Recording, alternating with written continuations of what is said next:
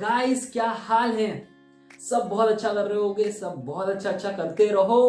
Video start करने से पहले 2 मिनट मैं लूंगा आपके। मैं इस चैनल का एक ओवरव्यू देना चाहता हूं। तो सबसे पहले आपका बहुत बहुत वेलकम है मेरे चैनल पे, इस नए चैनल पे। और ये मेरे चैनल की पहली वीडियो है और मैं थोड़ा सा ओवरव्यू दे देता हूँ कि हम किस चीज़ पे काम करने वाले हैं। तो देखिए, हम पहला जो सेगमेंट है उसमें काम करेंगे, वो है हमारी लाइफ इंप्रूवमेंट में वे ऑफ लिविंग हम इंप्रूव करने वाले हैं। वो कैसे करेंगे? हम वो लाइफ के वो हर एक ब्राइटर माइंडसेट्स को सीखेंगे, हर एक ब्राइटर प्रैक्टिसेस को सीखेंगे, जहाँ पे जिनका यूज करके हम अपनी लाइफ को इंप्रूव कर पाएंगे। एंड ऐसा एक सिचुएशन क्रिएट अपने लिए करेंगे कि हम जब हर रोज सुबह उठेंगे ना तो एक अच्छे मूड में उठेंगे। और दूसरा जो हम काम करने वाले हैं वो है बिजनेस सेगमेंट में, जहां पे हम वे ऑफ डूइंग बिजनेस को इंप्रूव करने में मदद करेंगे। हम मदद करेंगे उन हर छोटे व्यापारियों को, हर एक स्टार्टअप फाउंडर को, हर एक बिजनेस ओनर को जो रन कर रहे हैं बिजनेस, कि आप कैसे अपने बिजनेस को एक स्टेबल कर सकते हैं और कैसे उसे आप स्केल कर सकते हैं। इन 2 सेगमेंट्स में हम बात करेंगे। इसी के साथ आज की जो पहली वीडियो है, आपने थंबनेल पढ़ा होगा, बिजनेस इन 2023। बहुत ज्यादा डिमांडेड टॉपिक, बहुत ज्यादा वेव चल रही है हमारे यहाँ एंटरप्रेन्योरशिप की, आप सब जानते हैं। एंड इस चीज पे बात करना बहुत इंपॉर्टेंट है, किसी ना किसी को आना पड़ेगा। और बहुत से कोचेस, बहुत से मेंटर्स, बहुत से लोग, बहुत से फाउंडर्स, बहुत से बिजनेस ओनर्स आ रहे हैं सामने, जो कि मदद कर रहे हैं हर एक दूसरे की कि वो कैसे अपने बिजनेस को इंप्रूव करें, ताकि उसके साथ वो स्केल करेंगे तो कैसे वो देश को भी फिर कंट्रीब्यूट कर पाएंगे, ताकि तब हमारा देश एक अच्छी इकोनॉमी पे पहुंच पाएगा। हम सबको एक साथ काम करने की जरूरत है। इसीलिए आज मेरे टॉपिक का सबसे पहला बिजनेस इन 2023। इसके 2 क्वेश्चन है बहुत इंपॉर्टेंट कि क्या बिजनेस अभी स्टार्ट करना इंपॉर्टेंट है, क्या इस रिसेशन में बिजनेस करना इंपॉर्टेंट, स्टार्ट करना इंपॉर्टेंट है क्या, और दूसरी क्वेश्चन कि कैसे स्टार्ट करें, कैसे स्केल करें, कौन सी बातों का ध्यान में रखें। इस वीडियो में हम कवर करेंगे हर वो ओवरव्यू को हम ट्राई करेंगे कवर करने की, जो कि एक आपको स्टेबल और स्केलेबल बिजनेस खड़ा करने में मदद करेंगी। और हम बात करेंगे कि क्या सही में बिजनेस स्टार्ट करना चाहिए 2023 में, इस रिसेशन की दौड़ में। स्टार्ट करते हैं। सबसे पहले क्वेश्चन को हम सॉल्व करते हैं, वो है कि क्या रिसेशन में बिजनेस स्टार्ट करें। मैं नहीं कह रहा, ये डेटा कहता है कि recession is the good time to start business. ये डेटा कहता है एंड ये बात भी बिल्कुल सही है। देखिए, अभी आप उस मार्केट पर बिजनेस स्टार्ट करने वाले हैं जहां पे कि इकोनॉमी थोड़ा डाउन जा रही है। ठीक है, कोई दिक्कत नहीं। तो जब इकोनॉमी डाउन जा रही है तो हम उस सेक्टर पे, उस पर्टिकुलर इंडस्ट्री पे फोकस कर सकते हैं जहां पे अपॉर्चुनिटी ज्यादा है, और इस टाइम पे अपॉर्चुनिटी बहुत क्रिएट होती है। तो एज अ रिसेशन वाइज बिल्कुल ये इंपॉर्टेंट है, ठीक है।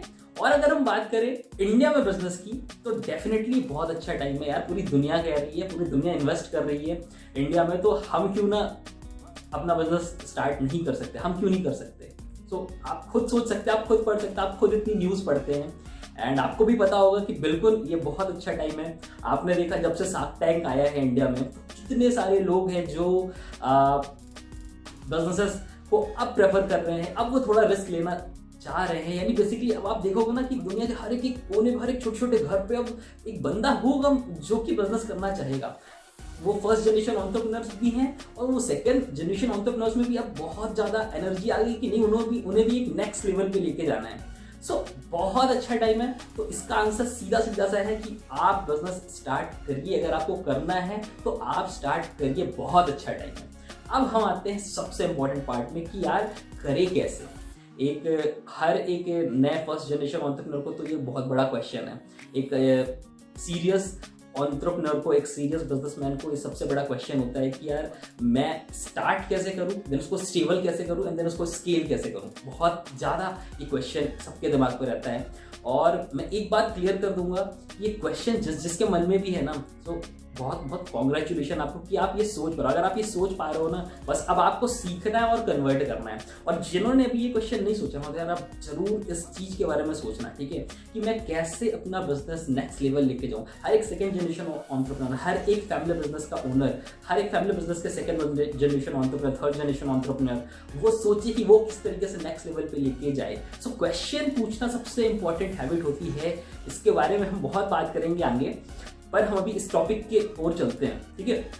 तो सबसे पहली चीज मैं आपको आज बताऊंगा कि कैसे स्टार्ट करें। तो सबसे पहली चीज आपको ना थोड़े से अपने माइंडसेट्स में काम करना पड़ेगा। अब माइंडसेट्स में कैसे काम करना पड़ेगा, आप ना 3-4 माइंडसेट्स बताता हूँ। एक है, देखो बिजनेस में सबसे एसेंशियल चीज है कि आप अपने आप को रेडी कर दो रिस्क लेने के लिए, ठीक है। दूसरी चीज, एक्सेप्ट करने के लिए अपने आप को रेडी करो। बेसिकली एक एक्सेप्टेंस माइंडसेट बना लो, एक पहले से व्यू कर लो, मैं हर एक फेलियर को भी एक्सेप्ट करूंगा, सक्सेस को भी एक्सेप्ट करूंगा, बट अपने आप को ऑन ग्राउंड द लाइन एकदम जमीन से जोड़ के रखूंगा, ठीक है। थर्ड चीज है, अपॉर्चुनिटी मैं हर वक्त ग्रैब करने के लिए रेडी हूँ और 24/7 वर्क करने के लिए रेडी हूँ। अगर ये 4 चीजें आप में है ना, तो आप आगे अगर जाओगे तो आप कंसिस्टेंसी मेंटेन करने में भी अच्छे सफल हो सकते हो, पेशेंस रखने में भी सफल हो सकते हो। और ये जो कंसिस्टेंसी और पेशेंस है, ये भी बहुत बड़ा इंपॉर्टेंट माइंडसेट है बिजनेस चलाने के लिए, ना केवल बिजनेस चलाने के लिए, लाइफ में बहुत इंपॉर्टेंट है। हम इन सब के बारे में आगे बहुत बात करेंगे, इनकी यूटिलाइजेशन, इनके यूजेस हम सीखेंगे, ठीक है। तो सबसे पहली चीज मैंने क्या बोली कि माइंडसेट पे काम करना है अपने को। सेकेंड चीज है, हमें काम करना है बिजनेस का एक ओवरव्यू लेना है। हमेशा ये ध्यान में रखो, प्रिपेयर रखो कि मैं जब बिजनेस कर रहा हूँ ना, तो मेरे को नॉलेज पे जरूर वर्क करना है। बेसिकली मैं सीखूं भी, फिर इंप्लीमेंट करूं, अपनी गलतियों से भी सीखूं, रिसोर्सेज से भी सीखूं, किसी बुक से सीखूं, किसी पर्सन से सीखूं, इंटरनेट में जाऊं, कहीं भी जाऊं, और सीखना इंपॉर्टेंट है। बेसिकली आपको हर वक्त जब आप चला रहे हो, चाहे आपको स्टार्ट करना है, आपको एक ओवरव्यू पता होना चाहिए कि मार्केट में चल क्या रहा है, कौन सी नई टेक्नोलॉजी आ रही है, कौन सा नया रिसोर्सेज आ रहे हैं, कौन सी वे ऑफ मार्केटिंग बहुत अच्छी चल रही है, मैं कैसे यूज कर पाऊंगा। ये सब चीजें आप तभी चला पाओगे सही तरीके से जब आप कंटिन्यूसली ओवरव्यू रखोगे मार्केट में। एक लीडर की सबसे बड़ी निशानी होती है कि वो अपने नीचे इस तरीके से डेटा पास करता है कि जो वो देख पा रहा होता ऊपर, वो चीजें उसी की जिम्मेवारी है देखने की, और वो कैसे नीचे रोल ऑन पास ऑन करे उन डेटा को, ताकि बिजनेस में एक जो सर्कुलेशन है प्रॉपर स्टेबल की एक अच्छी मजबूती पेश कर दे। समझ में आ रही बात। सो सेकंड चीज थी कि ओवरव्यू लेना है आपको और नॉलेज गेन करनी है, ठीक है। अब तीसरी चीज है, सबसे पहला एक चीज आप अपनी आदत डाल दो, आप क्वेश्चन पूछना स्टार्ट कर दो। लाइक क्वेश्चंस कुछ अपने डिफाइन कर दो आपके बिजनेसेस में, जो कि जस्ट लाइक हर एक डिपार्टमेंट के अंदर, आपके HR डिपार्टमेंट में, आपके सेल्स डिपार्टमेंट में, आपके मार्केटिंग डिपार्टमेंट में, आपके खुद के लीडरशिप डिपार्टमेंट में, आपके स्ट्रैटेजिक डिपार्टमेंट में, कि ये क्वेश्चन मुझे हर रोज अपने आप को पूछना, ताकि मैं बिजनेस को अपने एंड पे एनालाइज कर पाऊँ कि क्या सही चीज चल रही है, क्या मुझे कहीं पे इंप्रूवमेंट करने की जरूरत है, ठीक है। सो क्वेश्चन आस्किंग बहुत इंपॉर्टेंट है, ठीक है। हम इनके बारे में बात करेंगे, हम लिस्ट ऑफ क्वेश्चंस भी बहुत सारे डिस्कस करेंगे कि हमें क्या पूछना चाहिए जनरली, हम इनके बारे में आगे बात करेंगे। देन ये जब हैबिट्स हमारे अंदर आ गई ना, अब हमें काम करना है अपनी लीडरशिप पे। अब लीडरशिप सिर्फ ना केवल लोगों को चलाना होता, सबसे पहली चीज तो अपने ऊपर काम करना होता है कि मैं कितना डिसिप्लिन अपने आप को बना रहा हूँ, मैं कितना ऑनेस्ट वे में काम कर रहा हूँ, मैं कितना ऑनेस्टली चीज़ों को इम्प्रूव करने में प्रयत्न कर रहा हूँ, उस चीज़ पे काम करना पड़ेगा। बेसिकली सबसे पहले आपको अपने आप को इतना रिस्पॉन्सिबल बनाने में काम करना पड़ेगा, ताकि आपके वजह से बिजनेस में कोई भी फॉल्ट नहीं आ जाए। आपको ये ध्यान में रखना है, आप काम करो कि ये ना आ जाएगा कोई दिक्कत नहीं, उस चीज को हम सुधार लेंगे, सीख लेंगे कुछ, ठीक है। बट आपका माइंडसेट ये होना चाहिए कि मैं अपने आप को सबसे पहले स्टेबल करूं, अपने आप को डिसिप्लिन करूं, ऑनेस्ट करूं, ठीक है।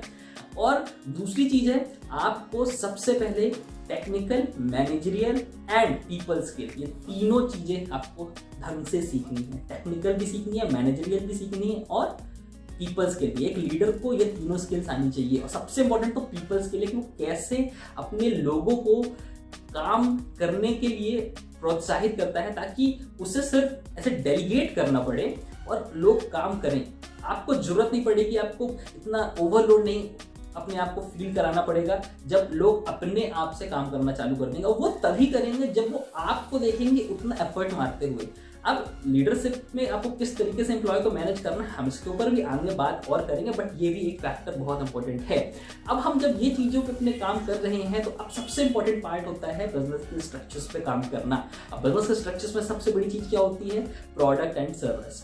ठीक है, अब ये प्रोडक्ट एंड सर्विस, चाहे आप बिजनेस स्टार्ट करने वाले हो चाहे आप चला रहे हो, ये चीज़ आपको क्रैक करना बहुत इंपॉर्टेंट है। देखिए, आपको सही प्रोडक्ट मार्केट में बेचना है, सही प्रोडक्ट मार्केट में बनाना है, लाना है और हमेशा उसको मेंटेन करना, ताकि आपका कंपटीशन आपको कहीं नीचे ना दबा दे, आपका कस्टमर आपसे दूर ना चला जाए। बेसिकली आपको समय से समय मिला के उसको चेंज भी करना है, लोगों की फीडबैक भी लेनी है, कस्टमर की फीडबैक, कस्टमर की डिमांड, कस्टमर की नीड के हिसाब से आपको उसको चेंज भी करना, उसको इम्प्रूव भी करना है। एंड ये सब चीज़ बहुत बहुत इंपॉर्टेंट हो जाती है अगर आपको एक स्टेबल बिजनेस क्रिएट करना है। यानी प्रोडक्ट एंड सर्विस आपका बहुत इंपॉर्टेंट क्रूशियल रोल प्लेयर है, आपको ये जान लेना है, क्योंकि product and service is the power of business. Basically आप प्रोडक्ट ही नहीं होगा तो आप बिजनेस कैसे चलाओगे? समझ में आ रही बात? अब वो ही लोग न लें तो फिर क्या फायदा? समझ में आ रही बात? तो एक अच्छा प्रोडक्ट ढूंढना बहुत इंपॉर्टेंट है सबसे पहले, एंड देन उसको मेंटेन करना भी बहुत इंपॉर्टेंट है। ठीक है, अब अच्छा प्रोडक्ट ढूंढना कैसे है, हम इसके ऊपर अगले वाली किसी वीडियो में बात करेंगे। और इसी के साथ में दूसरा स्टेप जो मैं चला जाऊंगा वो है कि जब हम प्रोडक्ट बना लिए हैं, अब उसको कस्टमर तक पहुंचाना है। बेसिकली हमें कस्टमर एक्वायर करना है। बेसिकली हमने प्रोडक्ट क्रिएट कर दिया, अब ये कस्टमर है, अब इसको यहाँ तक लेके आना है। हम कैसे लाएंगे? हमको एक अच्छा मॉडल बनाना पड़ेगा, कस्टमर एक्विजिशन मॉडल बनाना पड़ेगा, जो कि कंटेन करेंगे आपकी मार्केटिंग को, सबसे पहली चीज़। दूसरी चीज़ कंटेन करेंगे आपकी ऑपरेशंस, आपको कौन कौन सी चलानी है। तीसरी चीज़ आपकी मैन पावर आपको कितनी लगानी पड़ेगी उस ऑपरेशन को चलाने के लिए। बेसिकली अब आपको एक्विजिशन मॉडल पे काम करना। अब ये कई सारे वे हो सकते हैं। मैं एक बात हमेशा बोलता हूँ कि आपको ये पता होना चाहिए कि हर सेक्टर, हर एक इंडस्ट्री, हर एक बिजनेस बहुत अलग होते हैं। ठीक है, यानी आप ये सोचोगे कि कोई एक मार्केटिंग टेक्निक है जो उस बिजनेस में काम कर रही है, हो सकता है वो आपके लिए काम कर जाए, पर जरूरी नहीं है कि वो काम कर जाए। यानी मेरे बोलने का मतलब है कि हर एक बिजनेस, हर एक इंडस्ट्री अलग तरीके से होती है। उसके डिफरेंशिएशन के बहुत कारण होते हैं। प्लेस ऑफ जहाँ पे वो कर रहा है, उसका फाइनेंस स्टेटस कितना है, उसकी मैन पावर कितनी है, वो किस सेक्टर, किस इंडस्ट्री में काम कर रहा है, कैसे लोगों की पर्सपेक्टिव है, उस पर फर्क पड़ जाता है। इसीलिए मैं ये बोलता हूँ हमेशा कि नॉलेज जब भी आप गेन करो तो आप ये मत सोचो कि हर चीज़ में अप्लाई कर दूंगा। आपको अपने बिजनेस कंडीशन के हिसाब से समझ के अप्लाई करना पड़ेगा। तो जब मैं मार्केटिंग की प्लानिंग की बात करता हूँ, जब मैं कस्टमर एक्वायर करने की मैं बात करता हूँ, तो इसमें भी आपके अपने कंडीशंस आपके अपने वेज हो सकते हैं। समझ में आ रही बात? आपको अपनी प्रेफरेंस, अपने प्रायोरिटीज के हिसाब से, बेसिकली आपकी फाइनेंशियल स्टेटस, आपका कस्टमर, आपका कल्चर, आपकी बिजनेस इंडस्ट्री में कस्टमर की पर्सपेक्टिव को सोच के आपको मार्केटिंग प्लान करनी है। जरूरी नहीं है कि आज आप एकदम से खूब सारा पैसा मार्केटिंग में लगा दो, जरूरी नहीं है कि आप खूब सारे यूट्यूब एड्स चला दो, जरूरी नहीं है कि आज आप फेसबुक एड्स आप चला दो, जरूरी नहीं है कि आप इंस्टाग्राम एड्स चला दो। आप हो सकता हो उस वक्त अपने एक छोटे से जहाँ पे भी आप काम कर रहे हो, आप वहाँ पे फिजिकली कोई एक कैंपेन चला के भी मार्केटिंग अच्छी कर सकते हो, अगर वो कंडीशन आपके ये सही बैठती है। मेरे बोलने का यहाँ पे मतलब है कि आप सब सीखो। मार्केटिंग भी आप जब एक्वायर करने जाओगे कस्टमर, तो आपको देखना पड़ेगा, समझना पड़ेगा, बट आपको अपने बिजनेस कंडीशन के हिसाब से वो चीज़ों को इम्प्लीमेंट करना पड़ेगा, क्योंकि ये बहुत क्रूशियल स्टेप हो जाता है कि यहाँ पे आपका फाइनेंस, आपका मैन पावर, आपके ऑपरेशंस बहुत ज़्यादा यहाँ पे रोल आउट होते हैं, और सबसे ज़्यादा होते हैं कस्टमर को एक्वायर करने में। ठीक है, तो अब कस्टमर, जब हम यहाँ पे बात करें कस्टमर एक्वायर में हमने जब काम कर लिया,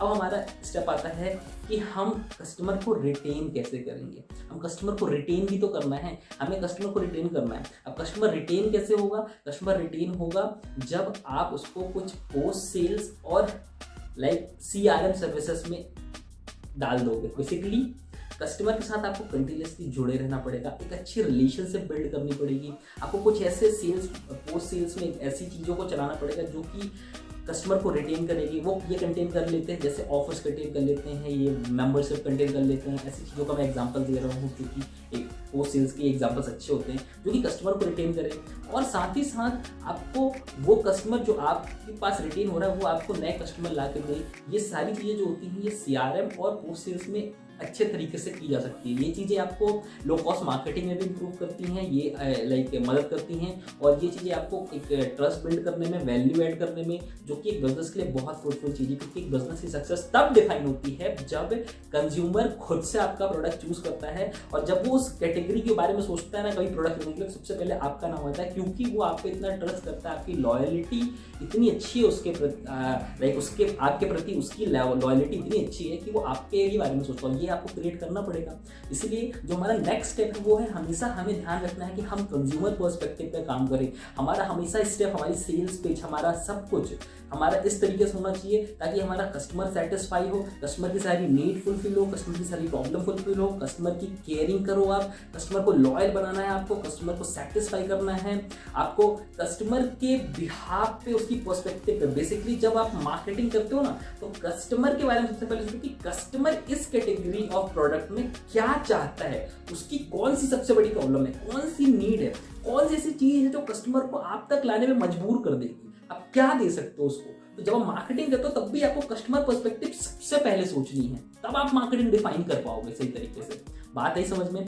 सो हम यहाँ तक कवर कर चुके कि हम कस्टमर को रिटेन कैसे करेंगे, हम किस तरीके से उसको लाइक रेगुलेट करेंगे। अब हमारा एक बहुत इंपॉर्टेंट स्टेप होता है, वो होता है सेल्स के दौरान। जब आप सेल्स कर रहे होते हो, जब आप कस्टमर को पिच कर रहे होते हो, या फिर कस्टमर आपके साइट में आता है, आप लाइक वहाँ पे वो कुछ चीज़ें खरीदता है, तो उस वक्त जो उसका बाइंग एक्सपीरियंस, उस पर आपको काम बहुत करना है। अब बाइंग एक्सपीरियंस पे काम करने के लिए सबसे पहली चीज़ तो उसके लिए जो भी वो ले रहे हैं ना प्रोडक्ट, उसके लिए हैसल फ्री एनवायरनमेंट होना चाहिए, जहाँ पे वो बहुत ईजिली प्रोडक्ट को चूज़ कर पाए, बहुत ईजिली वो प्रोडक्ट को लाइक खरीद के लाइक चूज़ करके उसका जो like way of like payment होता है वो बहुत ईजिली हो जाए। बेसिकली एक हैसल फ्री एनवायरनमेंट आपको क्रिएट करना है। दूसरी चीज़ आपको ये ध्यान में रखनी है कि जब आप कस्टमर आपके यहाँ आता है तो आप उसको ना केवल प्रोडक्ट बेचना है, आपको अपना ट्रस्ट भी बेचना है, आपको अपनी कुछ प्रोडक्ट्स की मार्केटिंग भी कर देनी है, आपको बेसिकली कस्टमर को लॉयल बनाने में, सेटिस्फैक्शन देने में भी बहुत ज़्यादा काम करना पड़ेगा। क्योंकि sales, at a time of sales आप बहुत सारी चीज़ें लाइक क्रिएट कर सकते हो कस्टमर को जोड़ने के लिए। बेसिकली ये बहुत अच्छा टाइम होता है, बहुत क्रूशियल टाइम होता है, तो आप इसका भी यूटिलाइज करो कि जब आप सेल्स करने के लिए, जब कस्टमर आता है आपके पास और आप जब सेल्स करते हो, तो ये बहुत क्रूशियल पॉइंट हो जाता है। अब जब अपने सेल्स के बाद अपनी जो अब नेक्स्ट स्टेप आता है वो होता है रिसर्च एंड एनालिसिस का। अब देखो, एनालिसिस और रिसर्च वो चीज़ है जो आपके बिजनेस में स्टेबिलिटी क्रिएट करने में आपको मदद करेगा। बेसिकली आपको समय के हिसाब से साथ साथ चलने में मदद करेगा, ठीक है। अब आपको एनालिसिस कैसे करना है, आपको ना हर एक सेगमेंट में पैरामीटर्स डिसाइड कर देने हैं। कस्टमर को रिसर्च करना है तो आपको पैरामीटर डिसाइड कर देने हैं, आपको अपने कंपटीशन को रिसर्च करना है तो आपको पैरामीटर डिसाइड कर देने हैं, आपको मार्केट को रिसर्च करनी तो आपको पैरामीटर डिसाइड कर देने हैं, आपको इंटरनली अपने ऑर्गेनाइजेशन के अंदर चीज़ों को देखना क्या सही तरीके से चल रही, क्या हर एक डिपार्टमेंट में प्रोडक्टिविटी आ पा रही है, आपको उसको डिसाइड कर, आपको उसको पता लगाना है तो आपको पैरामीटर्स डिसाइड कर देने हैं। आपको गवर्नमेंट लेवल पे, आपको सेक्टर लेवल पे, इंडस्ट्री लेवल पे आपको देखना पड़ेगा कि कौन कौन सी चीज़ें हैं जो नई आ रही हैं, कौन से नई टेक्नोलॉजी आ रही है, कौन से नए टाइप के प्रोडक्ट्स आ रहे हैं, तो वो चीज़ें आपको लाइक एनालाइज करना पड़ेगा। और इसके लिए भी आपको पैरामीटर्स डिसाइड करने पड़ेंगे, एनालिसिस के पैरामीटर्स आपको डिसाइड करने पड़ेंगे, ठीक है। सो इसीलिए एनालिसिस बहुत इंपॉर्टेंट है। अब इसमें रिसर्च का पार्ट ये है कि जब आप कोई भी पैरामीटर्स आपने डिसाइड किए तो अब उसको रिसर्च करने में आपको सबसे पहले मदद करेगी वो है कॉम्पिटिटिव इंटेलिजेंस टीम और मार्केट रिसर्च टीम। तो मार्केट रिसर्च टीम आपको हर पैरामीटर्स के हिसाब से डेटा ला के देगी, मार्केट से और भी बहुत सारे डेटा उठा के ला के देगी। कॉम्पिटिटिव इंटेलिजेंस टीम उन पैरामीटर्स को लेके आपको डिफरेंट वे में, टेक्निक्स में आपको लाइक डेटा फाइंड करने में बहुत मदद करेगी, ठीक है। अब जब भी नया प्रॉब्लम आएगा तब आप इन डेटा को देख के आप प्रॉब्लम को सॉल्यूशंस निकाल लोगे। अब ये प्रॉब्लम्स आपको पता कैसे चलेंगी, सबसे ज़्यादा इंपॉर्टेंट इसमें हेल्प करता है वो होता है एनालिसिस वाला पार्ट। कि जब आप एनालाइज करोगे चीज़ें सही से नहीं चल रही, आपके लिए प्रॉब्लम बन गई, तो आप उसका सॉल्यूशन निकालो। तो ये जब प्रॉब्लम्स आएंगी आप उनको सॉल्व करोगे तो आपके बिजनेस में एक स्टेबिलिटी बनी रहेगी। बात आ रही समझ में, ठीक है। तो ये स्टेप बहुत क्रूशियल हो जाता है। अब अपना जो एक स्टेप आता है वो होता है अपने को ये ध्यान में रखना है कि हमारा जो बिजनेस है, सबसे पहली चीज़ कि जब जिस लेवल पे स्टार्ट हो रहा होता है, हमको हमेशा माइंड में रखना है कि हमारी हर एक स्ट्रैटेजीज, हमारा हर एक पर्टिकुलर स्टेप इस वे में हम रखें कि हम बिजनेस को आगे स्केल कर पाए। हम ऐसा कोई स्टेप ना ले लें। देखो, डिसीजंस आपको लेने हैं, अब डिसीजंस गलत भी हो सकते हैं, उसका रिग्रेट नहीं है, बट आपको हमेशा ये ध्यान रखना कि आप जब भी कोई डिसीजन लो तो आपको सारे फैक्टर्स को एनालाइज कर लो और उसके बाद आप डिसीजन ले लो, ताकि वो स्केलेबल वाला फैक्टर आपका कभी दब ना जाए। तो आपको इस चीज़ का हमेशा ध्यान रखना कि स्केलेबिलिटी आपको क्रिएट करनी है और उसी के हिसाब को आपके स्टेप्स लेने हैं, ठीक है। तो हमने लगभग एक ओवरव्यू देख लिया है कि किस तरीके से आपको 2023 में आप बिजनेस स्टार्ट कर सकते हो और क्या चीज़ें आपको ध्यान में रखनी है। सो इस वीडियो का मैं एंड करता हूँ एंड आप सभी से एक दरख्वास्त है कि इस चैनल को सब्सक्राइब कर लीजिएगा। अगर आप एक सीरियस एंटरप्रेन्योर हैं, अगर आप अपने लाइफ में सीरियस हैं, अगर आपको कुछ नया सीखना है, लाइफ को इम्प्रूव करना है, तो जरूर इस चैनल को फॉलो कर लीजिएगा। मैं हर हफ्ते 1 से 2 वीडियो लेके आऊँगा जो आपको बहुत हेल्प करेंगी आपकी प्रोडक्टिविटी इंक्रीज करने में, आपको एक नया गोल दिखाने में, क्लैरिटी होने में, बहुत चीज़ों में हेल्प करेगी। और बिजनेस में तो हम बहुत सारी चीज़ें देखने वाले हैं, बहुत कुछ सीखने वाले हैं। सो चैनल को सब्सक्राइब कर लीजिए, वीडियो को लाइक कर दीजिए, कमेंट कर दीजिए और उन हर किसी के साथ इस वीडियो को शेयर करिए जिन्हें आपको लगता है कि ये उनके लिए इंपॉर्टेंट है। अपने पापा को भेजिए, अपने भाई को भेजिए, बिजनेस कर रहे हैं आपके फैमिली मेंबर्स, आप उन्हें भेजिए ताकि उन्हें भी ये हेल्प आउट करे। हर वो एक नए स्टार्टअप फाउंडर को आप जानते हैं, एक नए बिजनेस ओनर को जानते हैं, आप उनको भेजिए, उनको शेयर करिए ताकि उनके पास एक क्रूशियल इन्फॉर्मेशन पहले, ताकि बिकॉज नॉलेज इज पावर, सब कोई जानता है, बस इसके बारे में अवेयरनेस होनी चाहिए, ठीक है। सो इस वीडियो का एंड करते हैं, तब तक के लिए बाय बाय। सब कुछ अच्छा करो, कीप मूविंग, कीप लर्निंग।